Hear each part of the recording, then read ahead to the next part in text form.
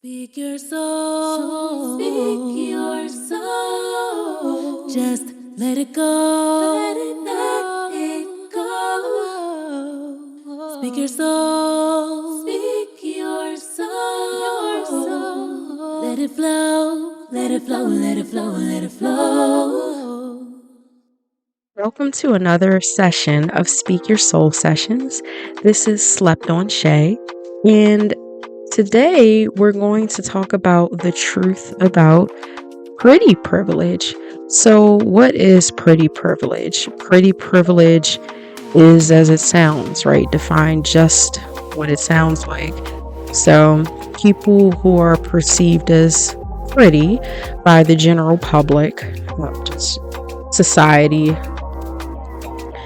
they tend to have certain privileges, right? So, what are these privileges? It could be going into a bar and having almost every man in the room trying to buy you a drink, or it could be that you might be perceived as more likable or even happy. So, it's just the privileges that come with being an attractive woman. However, a lot of people, or maybe a lot of people do understand this, and I'm not saying anything that's new, right? But pretty women still feel pain. And just because they have access to more, maybe number of quantity of men, it doesn't mean that quality men always come their way. 100 men could be trying to slide in their DM every day, but it doesn't mean that those men are quality men. So yes, pretty women can still go through pain. They can still be insecure. They are still human. Sometimes people treat pretty women or attractive men like they aren't human, like they don't have substance, like they don't go through anything, like people who might not be perceived as attractive. Now, just because a person doesn't necessarily have pretty privilege does not mean that they are beautiful, gorgeous, whatever. There are different types of pretty, right? And I've spoke about on this channel how whoever you choose is very, very subjective. You could have a type that may not be perceived by the general public as attractive, but they're attractive to you. And if you're on the other side of pretty privilege, where you just don't have this privilege, it can be painful. You know, you have a group of friends, 4 friends, and maybe 3 of them are considered pretty, and one is, maybe not considered to fall in that category. And this woman could feel left out, ostracized. But the issue with that is comparison. When you attempt to compare yourself to another woman, you're already going to lose, right? The only comparison that should happen is you comparing you to you or your past self. And I know that's hard when we're flooded with different images from social media. You see different things on the TV. You go out and you see, some gorgeous women with stilettos and their hair done to perfection and makeup. But remember that attractiveness, at least on the outside, is a shell. You really don't know what's going on in a person's life or the inside or who they are. They're just pretty, right? So my word of advice about this is, whenever a pretty woman is walking into the room and you don't feel as pretty as that woman, number 1, like I said, stop comparing yourself. Number 2, don't you dare hate on that woman. Congratulate her, compliment her. Whenever you see something that's attractive, or someone that's attractive, just like a painting, appreciate the beauty, but also treat them like a human who has flaws and issues and complexities, just like anyone else. And my advice on how to be prettier, right, is number 1, you must have a pretty soul.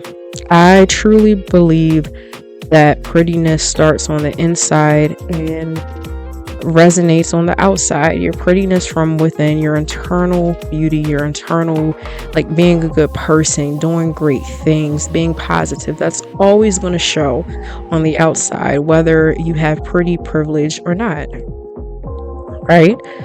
So, also, number two, you know, be pretty to you. Don't try to do different things to look like the next person. Find your version of pretty. Pretty comes in different ways. Pretty could be the one with the stilettos on and the tight dress and, you know, the nice lace front and the lashes and different things. Prettiness could be natural hair, a natural aesthetic. Prettiness could be thickness, curviness, thinness. Prettiness just comes in so many different forms. So we have to challenge society. Find your pretty. You can be pretty in stilettos, you can be pretty in Converses, you can be pretty in some nice little Chelsea boots, whatever the case may be. Find your pretty. Another way to be pretty is just to take care of your health. Take care of your skin, work out, do things for you, go get those facials, the back facials, whatever is you feel like will improve yourself for you, not for anybody else, right? Just do those things so that you just, once again, the glow on the inside will show on the outside, and that comes from drinking water, from exercising, from eating those good veggies, etc., right? Another way to be pretty is just to love yourself at every stage, right? So if you're on a weight loss journey and you're not there yet, don't beat yourself up. Like, love yourself every step of the way. Okay? Love yourself. You deserve love. Something else that I want to say is have a hobby. Have several hobbies. Have goals. Someone who's ambitious, on a mission, trying to better themselves, better the world. That's always going to be sexy and attractive and appealing. Just somebody who has a life. When you have a life, when you're trying to check off goals, when you're just trying to be your best version of yourself, you're not even going to think about anybody else or compare yourself to another person because you have things to do. And finally, to feel pretty, to feel sexy, to feel all these things, do things that electrify you. Put on that pretty dress. Go out, dance the night away, go into that sunflower field and roll around and just be at peace. To be pretty is to be at peace. Do things that, make your soul smile. You'll automatically be perceived as prettier when you're just in your element doing things that you enjoy. So the greatest takeaway is that, pretty women go through it too.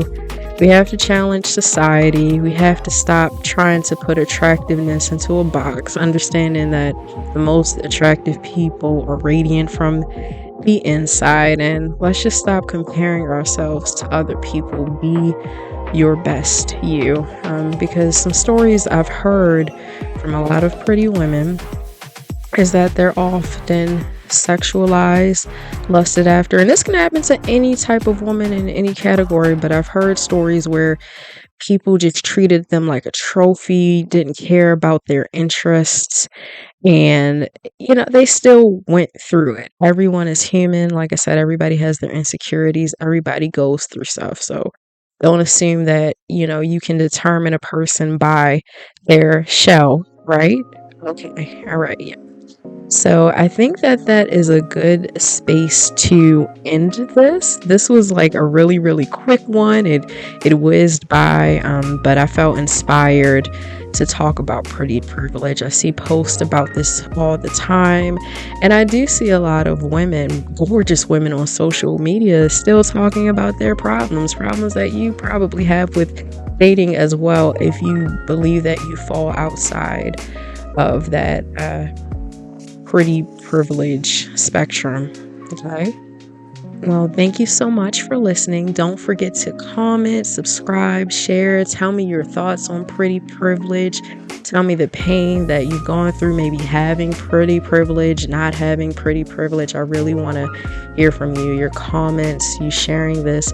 is going to help the channel grow. If I assessed something incorrectly, challenge me. I always like to be challenged and have thought-provoking conversations. But yeah, so you have a good day, afternoon, evening, or night, wherever you may be in the world. This is Slept On Shay signing off for Speak Your Soul Sessions.